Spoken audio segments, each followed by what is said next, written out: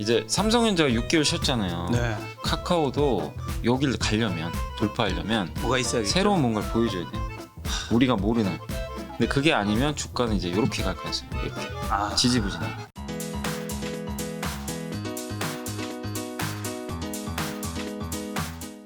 이제 이사님이 진급을 하셨잖아요. 네. 저희 사실 이제 김 작가 TV에서도 여러 배너 하나를 아유, 준비. 뭐 이런 거 하지 마요, 제발. 여러 민망해. 배너 하나랑 저희가 사실 선물을 뭐 선물까지 했어요.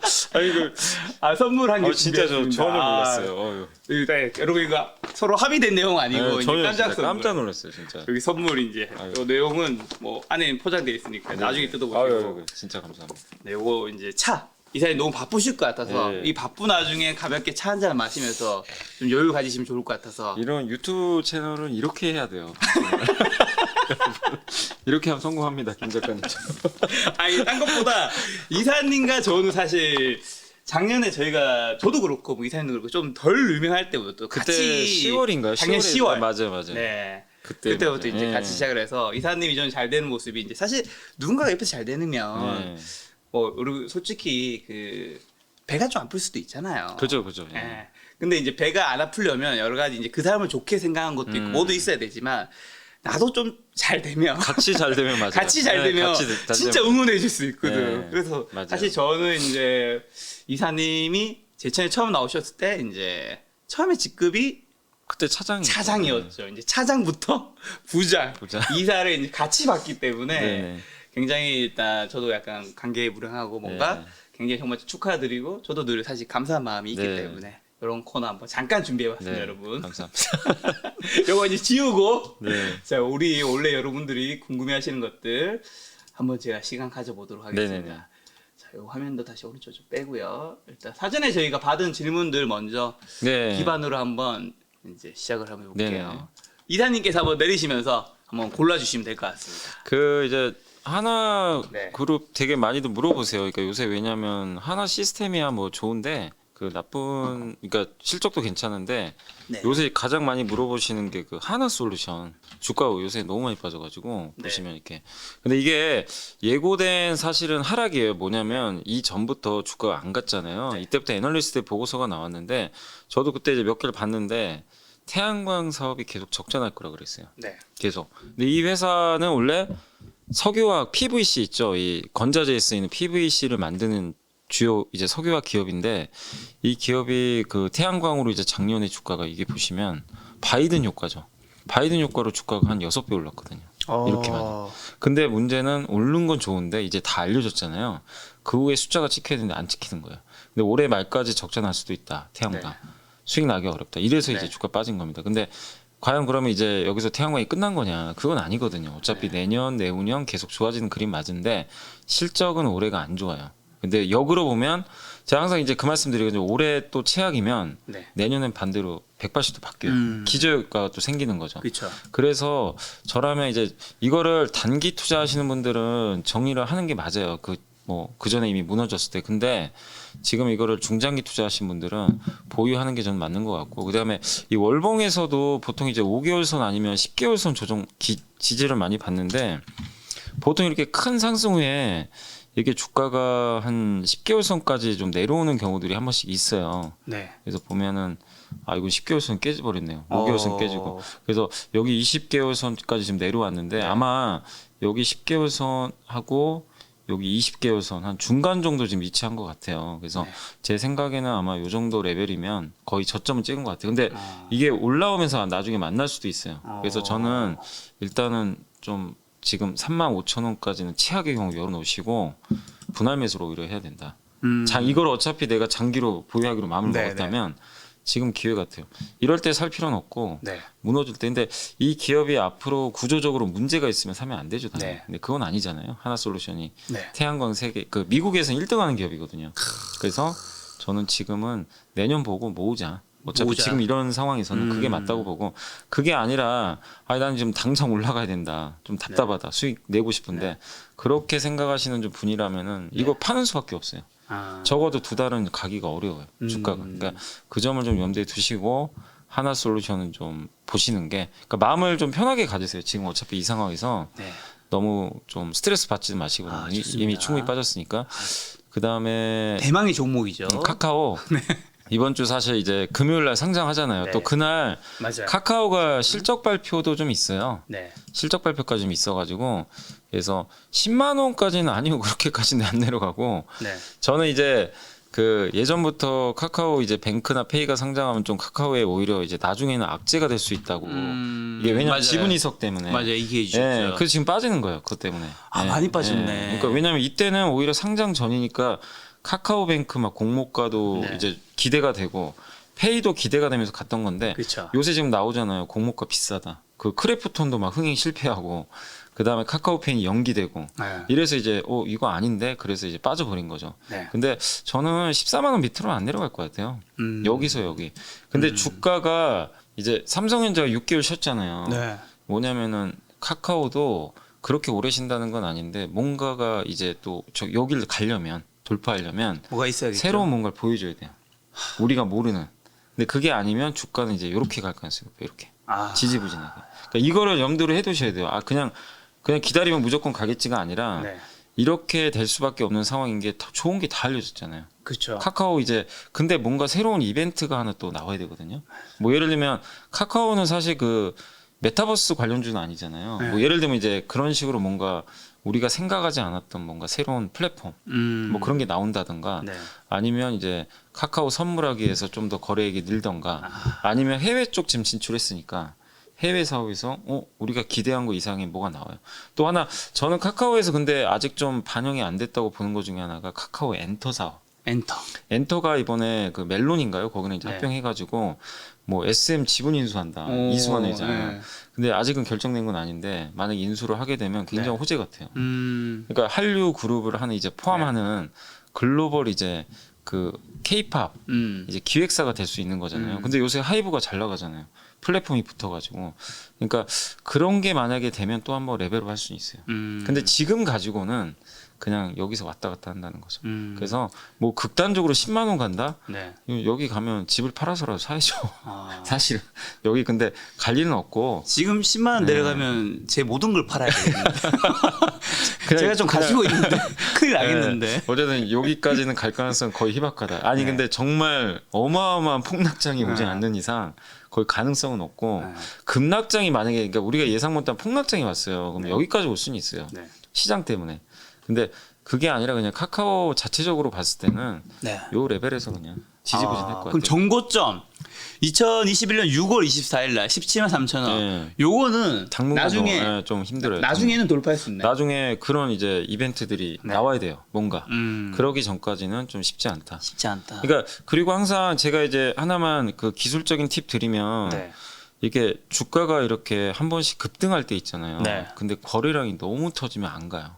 이게 거래량이 급증하고 이게 양봉이라 그러잖아요. 네네네. 이게 그냥 종가가 최고가에 끝났잖아요. 매물이 안 나온 거예요. 그게 아니라 여기는 어떠죠? 윗꼬리를 길게 달아버렸죠. 누군가 이게 삼성전자 1월 달이 저랬거든요. 그리고 지금 6개월 쉬었잖아요. 네. 근데 카카오는 대단한 게 이런데도 어쨌든 올라갔는데 네.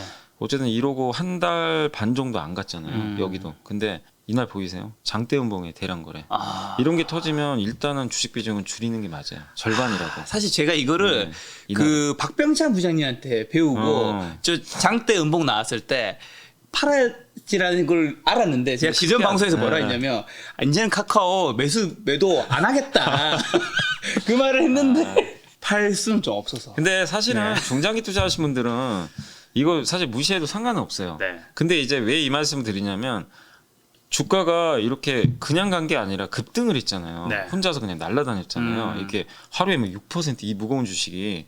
근데 그 다음날 저 높은 위치에서 8% 폭락을 했는데 대량 거래 터졌어요. 누군가는 일단 끌고 오던 주체가 판 거예요. 그렇죠. 그러면은 이걸 벗기기가 힘들어요. 당분간은. 그러니까 빠져서가 아니라 기간 조정이라는 이제 트랩에 갇혀버려요. 근데 이걸 내가 못 견디시는 분들은 일부라도 정리하는 게 맞는 정리하는 게 거고. 맞고. 근데 난 그런 거 신경 안 쓴다. 네. 어차피 뭐 2년, 3년. 그럼 그런 분들은 상관없어요. 이런 모습이 앞으로 또 나오면 네. 여러분들이 빠졌다고 막 이렇게 스트레스 받지 마시고 네. 좀 줄이는 게 맞아요. 삼성전자도 보면 똑같아요. 아 드디어 삼성전자가 8만 전자를 네. 회복했죠. 근데 여기 똑같죠. 카카오의 모습하고 네. 너무 흡사하죠. 여기 대량 거래. 이런 게 고점에서 나올 때는 일단 그래서 저도 삼성전자는 웬만하면 팔라는 얘기를 잘 안 해요. 네. 이때는 제가 방송에서 좀 팔으라 그랬어요. 아. 비중 좀 줄이라고. 왜냐면 고점 신호가 나와가지고. 네. 근데 이제 지금은 반대죠. 지금은 이제는 팔 이유가 전혀 없고 오히려 모아서 이제 끌고 가는 자리인데 이런 모습이 혹시라도 다른 기업에도 나온다면 네. 항상 그 부분은 조금 여러분들이 근데 이제 삼성전자는 뭐 워낙 많은 분들이 가지고 있는 1위 종목이니까 네. 지금 이제 어쨌든 좀 올랐잖아요. 네 올랐어요. 향후에도 지금 오른 게 잠깐의 오름일까요? 아니면 또 저는 아직은 이게 이렇게 가는 장은 아니라고 생각해요. 이건 아니고. 이건 아니고. 근데 다만 이제 긍정적인 게 보인 게 뭐냐면 네. 어제 외국인들이 6천억을 샀어요 삼성전자를 하루에. 드디어. 예. 그러니까 외국인 매도가 이제 거의 끝나간다는 게 중요하고 외국인이 올해 1월부터 지금 계산하면요 13조를 팔았어요. 삼성전자 하나만. 진짜 많이 미친 듯이 판 팔았네. 거예요. 근데 이제 그 기조가 끝났다는 게 저는 긍정적인 것 같고 네. 그래서 이제는 좀 안심을 해도 된다. 안심해야 된다. 8만 전자는 이제 지켜줬다. 예, 그래서 근데 9만 전자, 10만 전자 가려면 삼성전자가 뭘 계속 보여줘야 될 거 아니에요. 시장에. 그쵸. 근데 그게 아닌데 9만 전자 간다. 그것도 네. 말이 안 되는 거고. 그래서 편안하게 그냥 가져가세요. 시작은 했다. 다만 시작을 했지만 이런 급등보다는 천천히 갈 가능성이 좀 높다. 그래서 여러분들이 이제는 삼성전자 가지고 너무 스트레스 받지 마시고 네. 좀 마음 편하게 네. 9만 전자, 10만 전자 갈 때까지는 한번 차분히 들고 가시면 좋을 것 같아요. 네, 좋습니다. 카카오 했고요. KCC 글라스는 뭐 네. 제가 드릴 말씀이 없는 게 이거 뭐 너무 좋아요. 아, 진짜요? 이 기업은 뭐 그냥 그 원래 이 기업이 그 자동차용 그 이렇게 앞 유리 있죠 유리. 네. 그거 만드는 이제 어. 코리아 오토글라스랑 합병이 있거든요. 그리고 자동차 쪽도 좋은데 네. 요새 유리 창호도 워낙 좋으니까 이제 그 분양도 잘 되고 그다음에 주택 착공도 많이 일어나니까 수혜주인데 다만 이제 좀 주가가 올랐으니까 네. 요거는 기술적 분석상으로는 조금 조심은 해야 돼요. 야, 거의 한 5-6배 네. 올랐네요. 그러니까 이거를 내가 장기 투자한다 그냥 무시하고 그냥 가져가세요. 저는 괜찮다고 보는데 다만 여기 보이시죠? 네. 거래 터지고 쉬어가잖아요. 아까 지금 그 비슷하죠? 이사님 말씀해 주신 네, 거 약간 그런 모습이에요. 복수 시간. 예, 그래서 좀 쉴 수 있다 한 달 정도는. 그러니까 이게 싫으면 올라갈 때 난 절반 줄여야 돼요. 이건 선택의 문제예요. 제가 강요할 수 있는 게 아니라, 근데 저라면 제가 만약에 이거 그냥 나는 뭐 내년 내후년까지 어차피 건설 사이클 좋으니까 네. 장기 투자한다 그럼 저라면 사실 안 팔아요. 아마 이제 장기 투자하시면 저거 네, 크게 안 신경 팔아요. 쓰지 말고 네. 단타 좀 하시는 분들은 네. 좀 매도했다. 근데 이제 매일매일 보면서 좀 트레이딩도 한다. 네. 그러면 약간 줄이는 게 맞아요. 그쵸. 약간 고점 신호 나왔으니까 네. 그것만 염두에 두시면 되겠고 한국금융지주도 네. 이게 카카오뱅크 상장 때문에 많이 올랐었잖아요. 근데 상장 날이 다가오니까 무너져 버린 거예요. 여기서 이미 반영을 했어요. 미리 선반영했고 항상 주가 보실 때 이 기업이 왜 올라가는지를 명확히 알고 계셔야 돼요. 요 패턴은 작년에 다른 주식들 상장할 때도 약간 좀 비슷한 패턴이네요. 비슷비슷해요. 미리 그러니까 상장 몇 달 앞두고 미리 올려놓고 올렸고. 그리고 상장 한 달 앞두고 또 한 번 올려요. 그리고 가까워지면 그리고 이제 떨어지지. 날짜 다가오면 무너져 버려요. 근데 왜 카카오뱅크가 여기서 이 금융지주나 예스24가 무너졌냐면 네. 카뱅도 이게 좀 공모가가 비싸지 않냐 이 논란이 좀 있었어요. 그날 이제 BNK 금융지주 보고서 보신 분들 계실지 모르겠어요. 네. 그날 카카오뱅크 목표 주가 네. 지금 39,000원에 상장하거든요. 공모가가 24,000원. 네. 이 목표가가 나오는 순간 이 관련 기업들 주가 다 폭락을 해버렸어요. 이거 카카오뱅크 진짜 비싼가 보다. 그래서 이제 무너졌는데 지금은 이제 반영됐잖아요. 네. 그래서 팔 필요 없는데 역시 이것도 똑같습니다. 올려놓고 대량 네. 거래 터지고 무너지잖아요. 네. 반드시 이때는 내가 트레이딩을 한다. 무조건 매도해요. 무조건. 그냥 뒤도 보면 안 돼요. 매도하시는 게 맞고. 근데 이제 지금은 여기 와서 팔 필요는 없고 저는 한국금융지주는 이제 역으로 지금 사도 좋다고 생각을 해요. 네. 왜냐하면 카카오뱅크 지분 가치가 어디 도망가는 것도 아니고 본업 가치가 있잖아요. 네. 본업 가치만 해도 되게 저평가돼 있어요. 그래서 이번에 실적도 발표했는데 일부 증권사 회수들도 다 좋게 보더라고요. 그래서 96,000 오히려 빠지면 저는 이제는 기회다. 기회다. 네, 그래서 지금은 한국 금융지주 갖고 계신 분들도 네. 너무 염려하실 필요는 없다. 다만 이제 굳이 증권주를 좀 하고 싶으신 분들은 저는 삼성증권을 추천을 드려요. 왜냐 배당을 8% 줘요. 이페투자증권 아니고요. 저는 저희 회사는 얘기 못해요. 아 진짜 얘기 못해요? 그러니까 사라 팔으라 얘기할 수가 없어요. 아, 그 얘기 못 근데 하는구나. 그러니까 뭐 지금 배당을 얼마 준다 이건 얘기할 수 그쵸. 있는데 정보는 얘기할 수 뭐 있지만. PR이 몇 배다 이거는 가능한데 이베스트 사세요는 할 수가 없어요. 그러니까 그거는 네. 다른 증권사 애널리스트나 전문가도 마찬가지예요. 자기 회사를 뭐 사라 팔아라 못해요. 그렇죠. 저희 회사도 좀 많이 오르긴 올랐어요. 예, 근데 아무튼 배당만 봤을 때는 삼성이 네. 가장 좀 매력은 있는 것 같아요. 8% 주니까 네. 그거는 한번 참고해 보시죠. 아까 지금 실시간 채팅창에서 스튜디오 드래곤 봐달라는 얘기가 너무 많더라고요. 스튜디오 드래곤도 2분기 실적이 좀 기대보다는 좀 안 좋을 수도 있어요. 왜냐면 그 드라마 편성 편수가 이게 좀 줄어들었어요. 되게 많이 네. 떨어졌네. 그래서 여기 올라갔다가 네. 그러니까 급락이 아니라 그냥 흘러내리고 있어요. 어. 모멘텀이 없어. 그리고 왜 이렇게 안 좋냐면 중국이 자꾸 규제를 해요. 게임 규제하니까 이거 드라마도 네. 규제하면 어떡하냐. 한국 드라마. 음. 근데 물론 지금 아직은 스튜디오 드래곤이 뭐 중국에 드라마 수출하는 건 아니지만 그 우려감이 좀 있다 보니까 좀 흘러내리는 것 같아요. 네. 근데 분명한 거는 지금 넷플릭스나 디즈니 플러스도 계속 한국에 진출하고 네. 드라마 제작은 활발하게 이루어지고 있고 역으로 항상 그래요. 이렇게 스튜디오 드래곤은 과거에도 몇 번 그랬는데 네. 관심 없을 때 사는 게 맞아요. 항상 그래요. 이렇게 좀 부진했을 때 그리고 올라갈 때는 흥분하면 안 되고 예, 그죠. 여기서도 꺾이고 또 올라가고 꺾이고 근데 지금은 거래량도 없어요. 네. 그래서 지금은 오히려 그러니까 실적 발표하고 나면 네. 그때 한번 접근하는 것도 좋습니다. 그래서 조금 시간 갖고 한번 보유하시는 게 좀 맞다고 봅니다. 알겠습니다. 요새 이 컨텐츠들이 대부분 안 가요. 그러니까 이 A 스토리도 있고 A 스토리 보세요. 안 가죠. 안 가네요. 그 드라마 제작사들이 핫했는데 핫했죠. 지금, 예, 근데 중국 규제 이슈 막 이런 게 겹쳐가지고 주가들이 되게 좀 전반적으로 부진해요. 스튜디오 드래곤만의 문제가 아니라 다 좀 지지부진하다. 얘는 좀 괜찮네. 얘는 근데 별로 올라간 게 없어요. 어. 네. 근데 아무튼 뭐 뉴도 있고 되게 뉴는 사실 요즘에 약간 메타버스 관련주나 뭐 이런 걸로 한번 움직이기도 했는데 보면 다 좀 부진하죠. 네. 전반적으로. 그래서 드라마는 좀 가을 정도에 한번 기대를 네. 해보시면 좀 좋을 것 같습니다. 요 종목은 체크해야죠. 아 이거는 저번에 한번 또 언급해 주신 예, 요거는 종목이라서. 배당 매력은 너무 높은데 네. 요새 그 담배주잖아요. 그쵸. 근데 뭐 좋은 건 없어요, 솔직히. 담배주가 네. 뭐 실적이 좋은 것도 아니고 네. 성장도 아니고. 근데 기본은 하는 기업이죠. 여기 보시면 이게 주봉 차트인데 정말 많이 빠졌죠. 네. 근데 여기서부터는 저는 잃을 건 없다고. 하방은 단단한데 뭐 안 되면 배당 받으면 되고. 네. 작년에도 5% 줬고요. 5%? 네, 5%는 줘요. 보장이 돼 있고. 네. 그래서 충분히 좀 한번 기다리시면 배당 시즌 또 다가오면 9만 원까지 한번 올라가니까 일단 너무 스트레스 받지 마시고 배당을 기대하면서 오히려 네. 지금은 좀 더 모아보자. 예. 그러다가 어느 순간 좀 모멘텀이 한번 나와서 이게 급등할 수도 있거든요. 그쵸. 뭔가 뭐 매출액이 늘었다든가 중동 수출이 잘 됐던가 네. 이런 게 나오면 급등할 수 있으니까 한 번은 좀 기다려 보자. 네. 이 말씀 좀 드리고 싶고 GS 리테일은 이제 그 합병이거든요. 그 GS 홈쇼핑하고 합병하는 거 아시죠? 이제 두 회사가 하나로 합쳐요. 근데 요새 왜 빠지느냐? 일단은 그것 그 사회적 거리두기가 강화되면서 매출이 줄 수밖에 없어요. 예, 이건 어쩔 수가 없고 그래서 역으로 오히려 저는 사자. 네. 그 얘기고 한 애널리스트가 그렇게 썼더라고. 요기요 아시죠? 여기요. 요기요가 매물로 나왔잖아요. 네. 거기에 GS가 참여한다는 얘기도 있고 아직은 모르는데 인수를 하면 좀 호재일 수도 있어요. 네. 요기요 앱이 우리나라 요기요가 아마 우리나라 그 식품 앱 중에 네. 한 5위권 안에 들어갈 거예요. 제가 얼핏 기사 봤던 것 같은데 네. 4위가 스타벅스였던 것 같고 1위는 뭐 당연히 좀 압도적으로 배달의 민족. 배달의 민족. 네, 배달의 민족인데 그 같은 이제 그쪽 라인이잖아요, 사실은. 근데 이제 그 요기요 같은 경우 인수를 하면 왜 좋냐면 GS 홈쇼핑이 부릉이라는 회사 아세요? 네, 알죠, 그 알죠, 배달한- 알죠, 예. 알죠, 알죠. 그 회사 지분 갖고 있잖아요. 그 메시코리아라고. 근데 합병을 하게 되면 그 회사랑 요기요랑 이제 결합을 해서 편의점에서 배달도 가능하고 여러 이제 서비스를 할 수가 있어요. 왜냐하면 이 편의점을 이제 거점으로 삼는 거죠.